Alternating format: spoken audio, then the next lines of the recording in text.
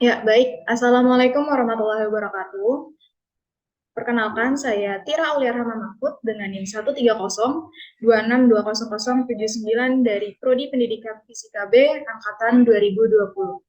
Pada video kali ini, saya akan menjelaskan mengenai soal tes diagnostik dengan mata pelajaran fisika untuk jenjang pendidikan SMA dan MA sederajat.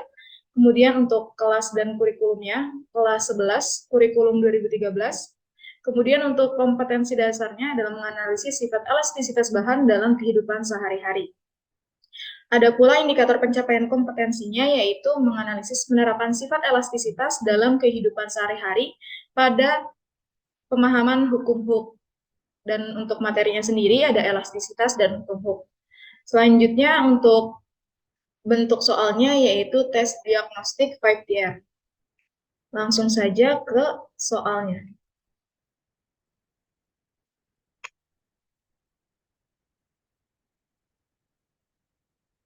Soalnya adalah, Joko merupakan seorang mekanik yang andal.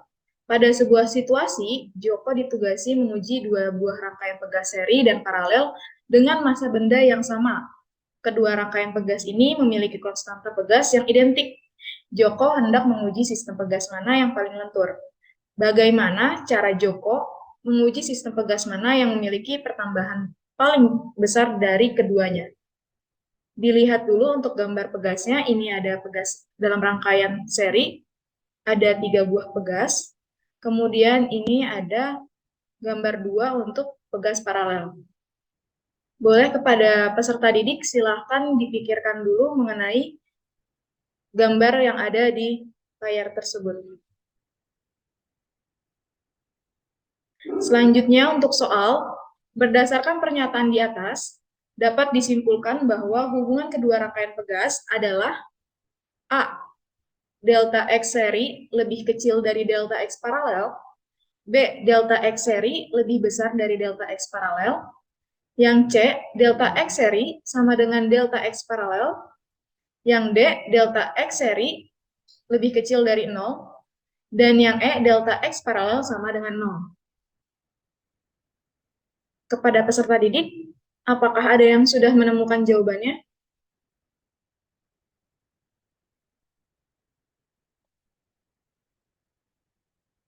Untuk jawaban dari soal tersebut, yakni yang benar adalah yang B. Delta X seri lebih besar dari delta X paralel. Nah, bagi peserta didik yang telah menjawab benar, coba nih, seberapa besar tingkat keyakinan peserta didik terhadap korelasi jawaban dengan alasan yang telah dibuat? Silahkan peserta didik checklist antara 0 sampai dengan 5. Selanjutnya, pertanyaan selanjutnya, manakah dari pernyataan berikut yang menjadi alasan dari jawaban peserta didik berikan? Yang A, susunan pegas mempengaruhi nilai massa benda. Yang B, pertambahan panjang pegas berbanding lurus dengan konstanta pegas. Yang C, massa benda berbanding terbalik dengan pertambahan panjang pegas. Yang D, konstanta pegas berbanding terbalik dengan pertambahan panjang pegas. Dan yang E, pertambahan panjang pegas tidak dipengaruhi oleh susunan pegas. Silakan peserta didik pikirkan jawabannya. Jika sudah, jawaban dari pertanyaan tersebut adalah yang D, konstanta pegas berbanding terbalik dengan pertambahan panjang pegas. Selanjutnya, setelah peserta didik menjawab, berapa keyakinan korelasi jawaban dengan alasan yang peserta didik buat? Pada poin ini, peserta didik diminta untuk memberikan alasan dari skala 0 sampai 5 yang peserta didik telah checklist. Selanjutnya, untuk pertanyaan selanjutnya, yakni dari mana sumber yang peserta didik gunakan untuk menjawab pertanyaan tersebut. 1. Buku. 2. Penjelasan guru. 3. Pemikiran pribadi. 4. Teman. 5. Lainnya. Untuk lainnya, peserta didik dapat diperbolehkan mencari sumber berupa jurnal, artikel ilmiah, dan sebagainya.